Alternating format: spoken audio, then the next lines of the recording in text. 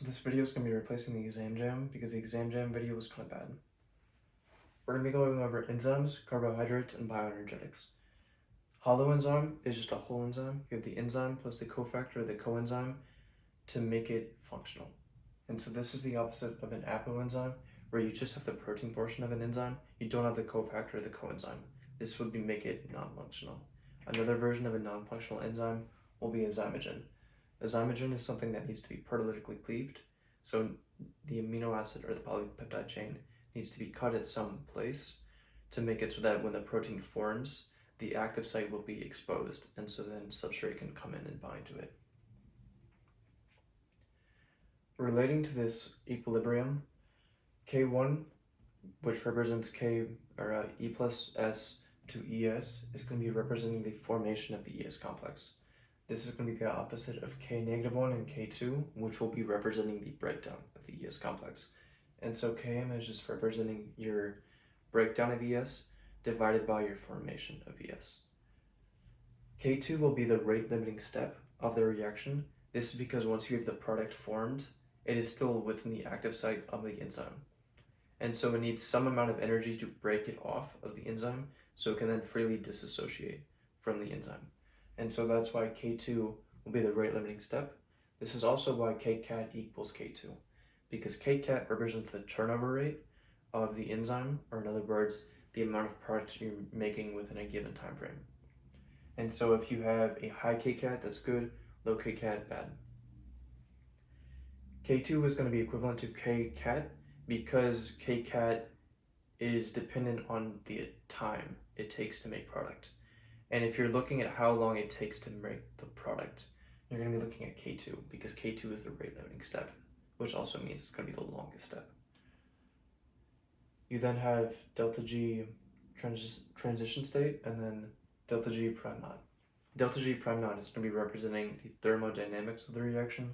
This delta G is going to be representing the kinetics of the reaction, or how fast the reaction goes. And so if you have a high amount of delta G transition state, then you will require a lot of activation energy, and it will also take a significantly longer amount of time. And so to mitigate those two things, to make it happen faster and require less energy, that is the purpose of an enzyme, to go from substrate to product more readily and also product to substrate more readily. And so enzymes will be affecting this delta G transition state, or the transition state of the reaction, because it will mirror the transition state. And it won't be affecting the delta G prime naught, because delta G prime naught is looking at how thermodynamically stable the product is and how thermodynamically stable the reactant is. And so that determines whether or not you want more reactants or more products, because the more stable thing is going to be the thing that you're going to be favoring within that equilibrium. Within this, there's really only four things to talk about. The substrate is going to be decreasing at the same rate that the product is increasing, which is kind of what you expect. You want the substrate to be significantly higher than your enzyme concentration. This is because you don't want substrate to be your limiting factor. You want the enzyme to be the limiting factor. If an enzyme ever needs a substrate, it should be able to find one with relative ease.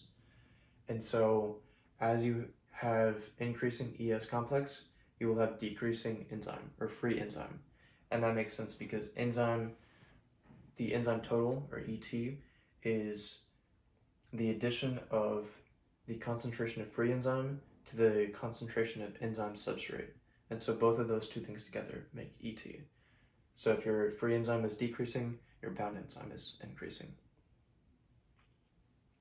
Next, this is a Lineweaver-Burke plot. The main purpose of it is so that you can very easily see where the Km and where the Vmax are going to be lying, because all of this is in a linear fashion.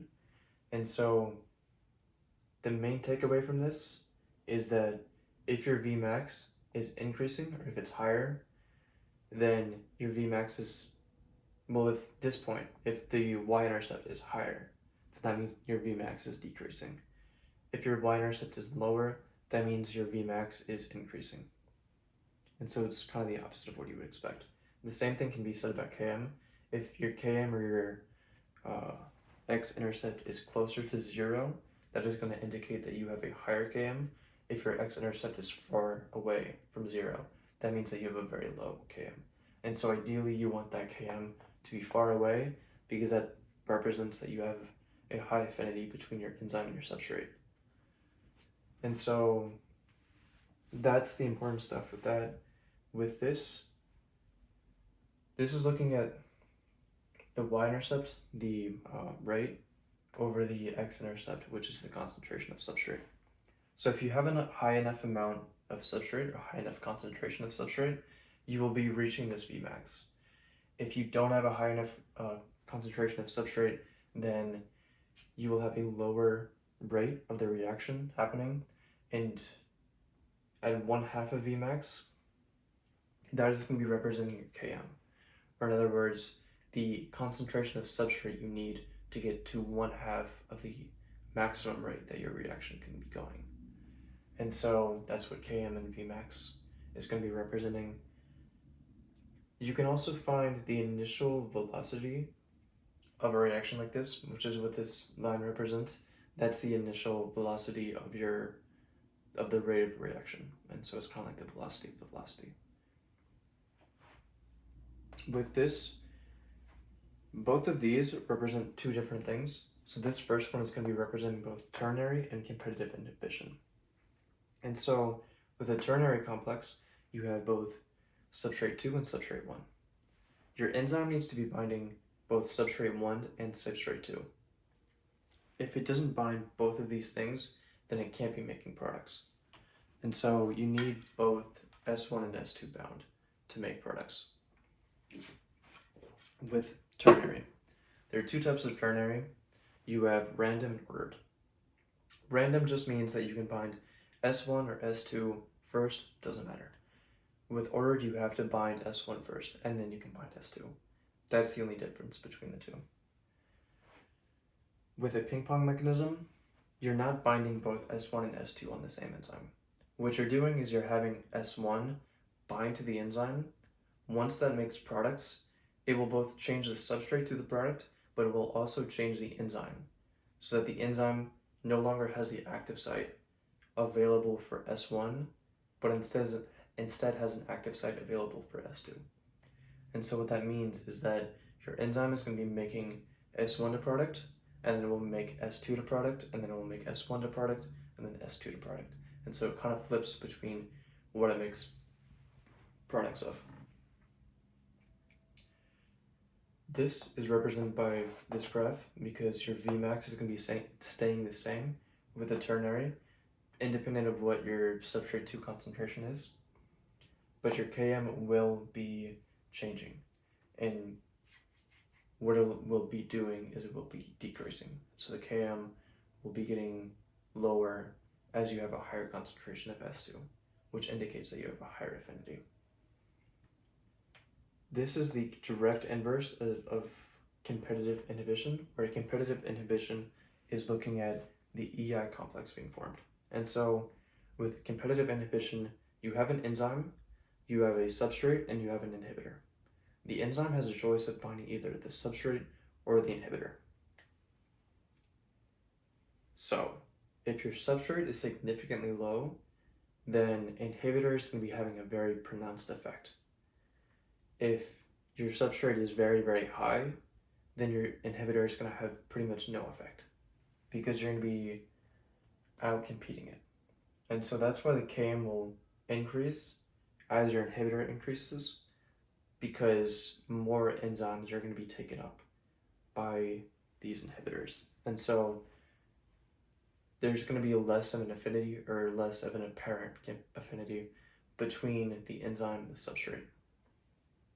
They both will end up at the same Vmax though. That's why all of them cross at the same point.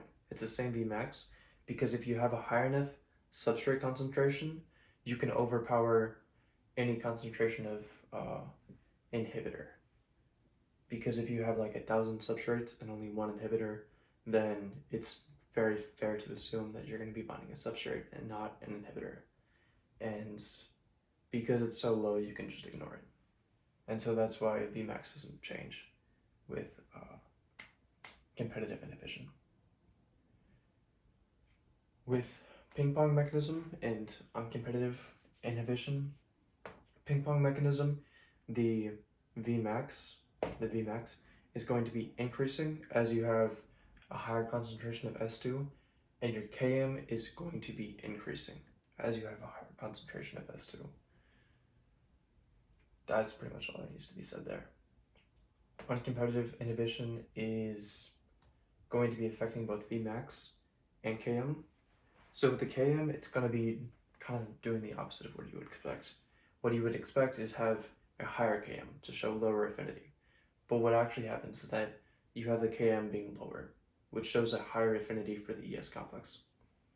So what this is essentially showing is that when you have that ES complex formed, the inhibitor will then bind. When the inhibitor binds to the ES complex, it will keep it within that ES complex. And so the substrate is not going to be changing or moving out. It will be staying within that ES complex, and so it will be representative of your normal ES complex. And so if you go back to this is showing the breakdown of ES over the formation, and so your Km is going to be directly affecting or representing your ES complex. And so you will have a lower Km in uncompetitive inhibition and also a lower Vmax. You have a lower Vmax because it's the enzyme substrate complex that's being directly attacked. And so it operates independent of the substrate concentration because it's also affecting your enzymes. You have a finite number of enzymes, and that is something that is not changing within this graph. And so that's why both of these decrease. You can also have mixed inhibition, where you have both the EI forming and ESI, which just represents that you have both competitive and uncompetitive happening, where the inhibitor can attack the enzyme directly or attach to it directly, or it can attach the enzyme substrate complex. It can also swap between EI and ESI. So your Km is going to increase, which is going to show a lower affinity for enzyme and substrate, which is mostly due to the whole competitive aspect of it, because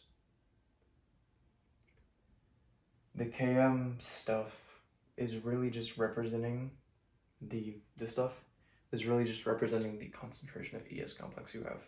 And by the amount of ES complex you have, you can infer the rate of product being made. And so that's why the two are kind of equivalent, because you're assuming that because one is happening, the other will happen as a constant consequence, which is when you have ES complex forming, you will have in consequence product being formed. And so that's why they're pretty much equivalent within this. So mixed inhibition, you have a higher Km, which is unideal, and then you have a lower Vmax, which is also unideal, because you have a lower turnover rate. Next, irreversible inhibitors. So this can be one of two types. Suicide inactivators is when you have something like lactam ring that will bind to something covalently. And so once you have a covalent attachment between something, your inhibitor in this case, to your enzyme, it cannot easily be broken or taken apart. And so this will affect the active site of an enzyme, and once it binds to the active site of an enzyme, you can't find anything else there. And so that enzyme becomes useless. This is different than a transition state analog. With a transition state analog, with pretty much all enzymes, the whole point of an enzyme is that you're stabilizing the transition state. It's not as much of a concern to stabilize the substrate binding initially, that ES formation, but going from ES to EP is the difficult portion. And that transition state between ES and EP is the thing that needs to be stabilized. And so that's why with chymotrypsin specifically, you have one hydrogen bond going to the oxygen when it's a substrate. When it goes into the transition state, or when that oxygen then has a negative charge, it will then have 2 hydrogen bonds, which is going to stabilize that transition state. And so if you're stabilizing, or if you're making an enzyme specifically to stabilize the transition state, and you have a molecule that perfectly represents the transition state, and once it binds perfectly to mimic that transition state, the enzyme will have such a high affinity for that transition state analog that it won't want to let go. And so it becomes so tightly bound that that enzyme will then be irreversibly bound, and so it becomes inactive. Okay. So this stuff represents Gibbs free energy, enthalpy, entropy, and this is temperature. So entropy is just the disorder of a system. The enthalpy is the amount of energy you have stored within bonds, and then delta G is a representation of the amount of free energy you have available. And so delta G is pretty much just what you're going to be looking at to see how favorable a reaction is, if it's going to be happening spontaneously or not. With this equation, you're going to be kind of equating or creating a link between your equilibrium constant and your delta G prime naught. And so if your equilibrium highly favors a product, the inverse of that will be a negative delta G prime naught value. And so the higher this is, the lower this will be. If your KEQ is very high, then your delta G prime naught will be very low or negative. And so that's pretty much that. This R represents the gas constant. This represents temperature, which is like 298 Kelvin. And then you just do the ln of that. If you do the ln of this, typically your KEQ is going to be, the midpoint is going to be 1. If it's lower than 1, it won't be lower than 0, and so it's somewhere between 0 and 1. And then if it's above 1, it can be anywhere. But what ln does is it converts anything between 0 and 1 to a negative number. And so once you convert that to a negative number, you then take that negative number, make it negative again, which will then make the number positive, and then that will represent a delta G prime naught of a positive value.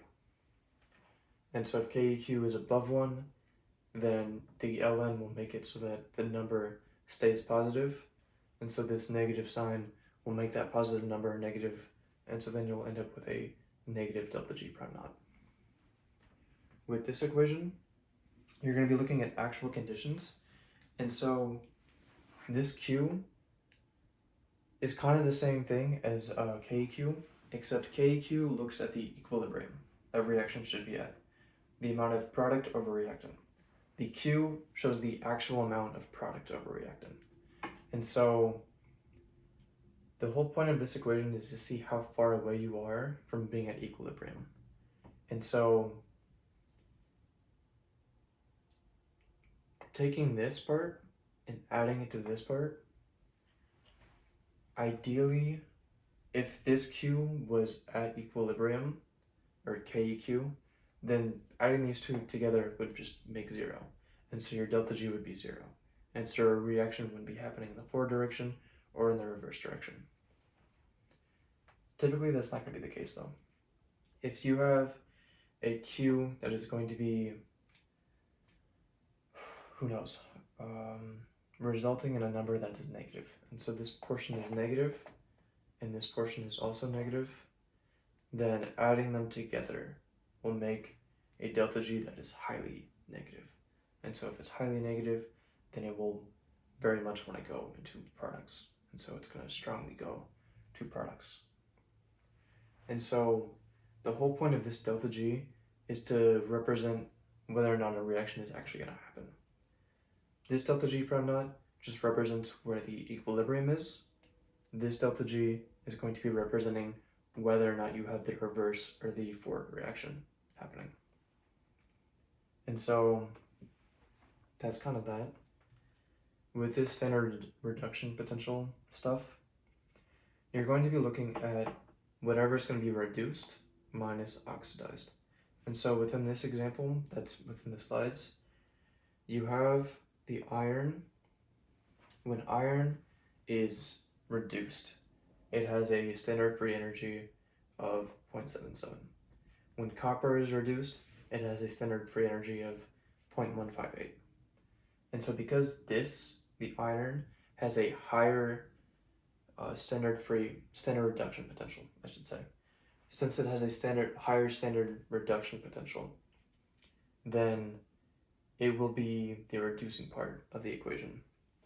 And so even though you have this equation going from typically the reactant side to the product side, what you're going to end up happening is the reverse reaction, where you have these products go to reactants. This is because when you go in the reverse direction, your iron is going to be the thing that gets reduced, which is more favorable than your copper being reduced, and your copper will be oxidized. And so iron, or 0.77, will represent this portion, like there, and then the copper will represent this portion, or the oxidized portion. And so whatever is being oxidized will be the second thing, whatever is being reduced will be the first thing. When you put both of these together, this gives you the EMF of the reaction, or the electromotive force. And so this represents that the reverse reaction is favorable because it's positive. And so positive reactions are favorable, negative reactions are not favorable. To calculate this delta G prime naught, or delta G prime, or delta G naught, the only reason that the prime is there is because this relates to biochemical systems, which just implies that you are also assuming that there is a pH of 7.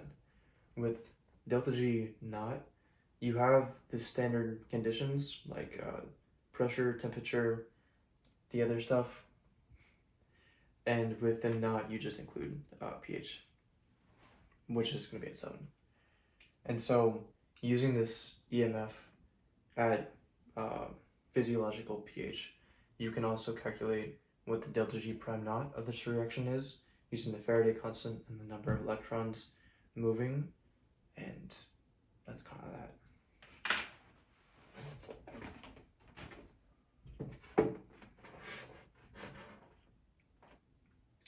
So,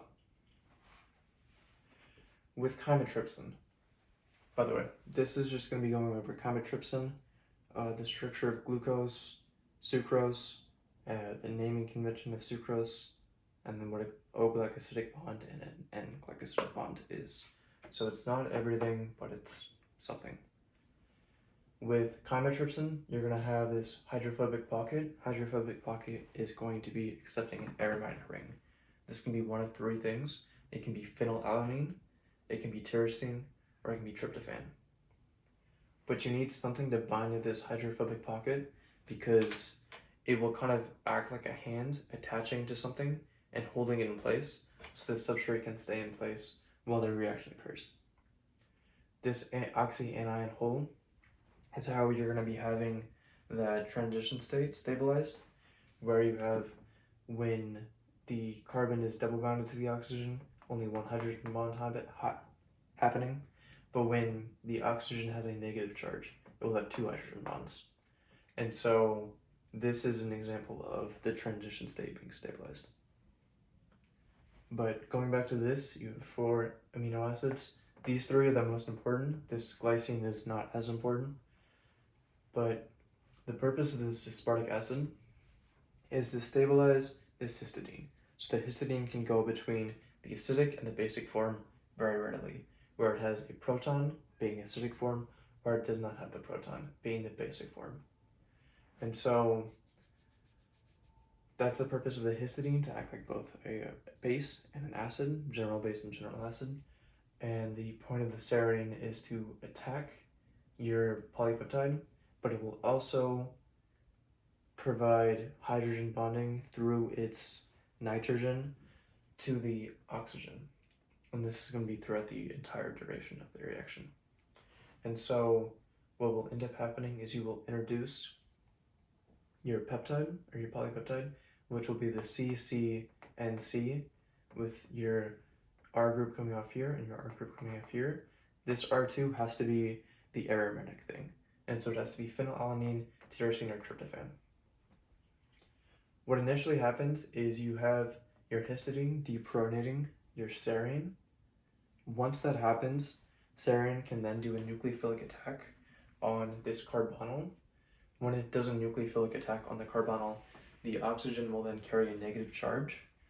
When the oxygen then carries that negative charge, it will have two hydrogen bonds to stabilize it having a negative charge. The next thing that will happen is that negative charge, which is something that will destabilize the molecule, will want to resolve itself by going back into the bond between the carbon and the oxygen. When this happens, when this double bonding event happens, the weakest bond carbon is attached to will have to break, or the most favorable bond, the most productive bond, which in this case will be this bond to the nitrogen. Once this bond breaks between the carbon and the nitrogen, the electrons on this nitrogen, which will be negative, will want to deprotonate something to stabilize itself. And what it does is it deprotonates histidine to stabilize itself. And then once this becomes stabilized, or in other words, it has an NH2 opposed to just an NH with an anion, it can then freely disassociate from the complex. The difference is between R1 and R2 is that R2 has now covalently been attached to your enzyme. And so since your enzyme is covalently attached to your substrate, you have covalent catalysis occurring, but you also need to do something to cleave this bond. So this portion of the substrate can leave. And so the enzyme can be recycled, and so you can have product formed. To do this, you introduce a water molecule. The purpose of you introducing a water molecule is because you want to add a OH onto this carbon. Once you add an OH onto this carbon, you make it into a carboxylic acid, and so it will become the N-terminus of an amino acid. And so what happens is this nitrogen on the histine will deprotonate this hydrogen. When this happens, this histidine will carry a positive charge, which is stabilized by aspartic acid, which is here, having a negative charge. And so negative and positive will stabilize each other in this way. But you will then have the OH doing a nucleophilic attack onto this carbon. When this happens, the double bond will break. The electrons will go onto the oxygen. When the electrons are added onto the oxygen, it will then have two hydrogen bonds to stabilize it. Eventually, you will have those electrons coming back to reform that carbon-oxygen bond, because it's stable enough to occur, but it's not stable enough to last. And so those electrons will go back between this carbon and the oxygen, and when this happens, you need to break the most productive or the most favorable bond, which in this case is this bond, where you will then have this oxygen deprotonate this hydrogen. And so the electrons will go back onto the nitrogen. And so you recycle the histidine, you recycle the serine by reprotonating this oxygen. This glycine doesn't react with anything directly, just this hydrogen bonding. And because this R2 amino acid is no longer covalently attached to the enzyme, it can now freely disassociate. And so you get both the R2 component and the R1 component leaving. And the only thing you have to add is the water. And so that's the basic overview of chymotrypsin. The main things is that you do general base reactions, acid-base reaction, general base, general acid, and covalent catalysis. You don't do any metal stuff, and that's pretty much that. With sugars, this is going to be representing glucose.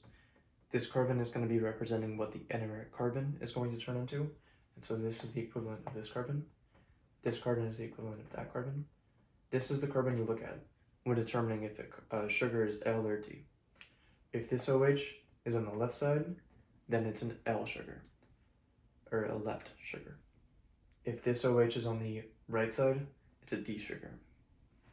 And so typically you're going to have your sugars be in a D conformation, and so the OH is going to be on the right side of the Fisher projection, and this carbon is going to be attached to an oxygen, this oxygen, which will end up attacking this carbon. So this will do a nucleophilic attack onto this carbon, which creates this oxygen to carbon bond.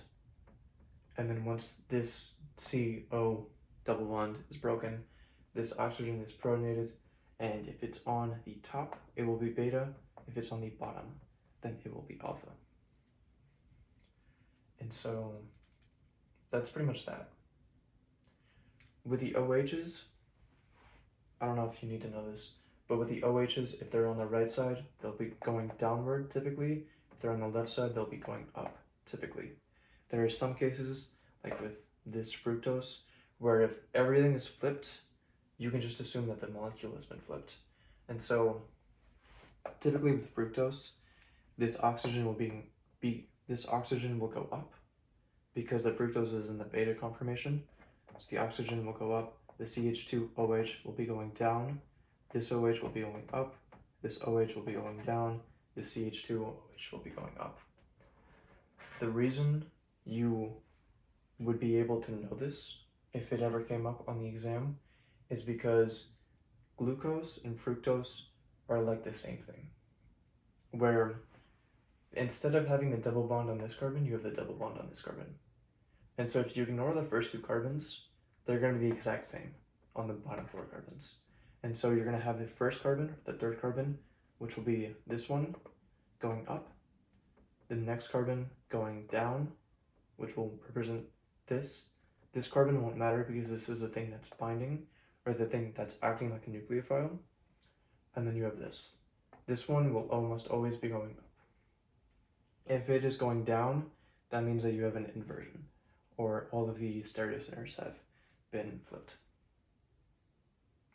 Not that the stereocenters have been flipped, it's just that you're looking at the different side of the molecule, so you're flipping the molecule, which makes it seem like everything's flipped. And so that's why you have beta, even though beta refers to something in OH that is above the anomeric carbon. In this case, it refers to an OH that is below, because in this specific sugar, you have everything that flipped. And so that's why that is that way. The next thing to be looking at is the name of a disaccharide. First, you start with the anomer.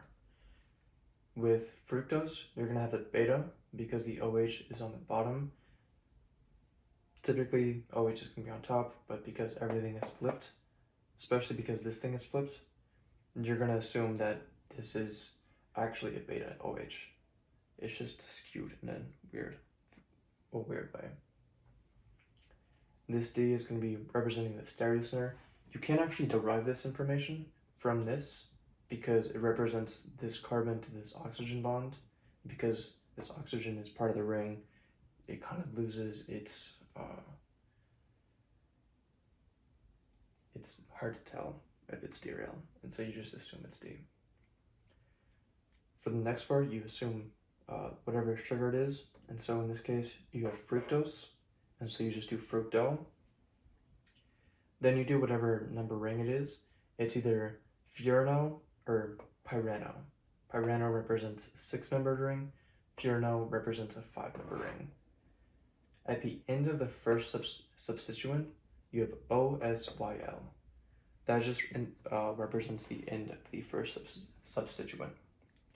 For the second substituent, you have two options. You have either O side if it's a non-reducing sugar, or OS if it's a reducing sugar.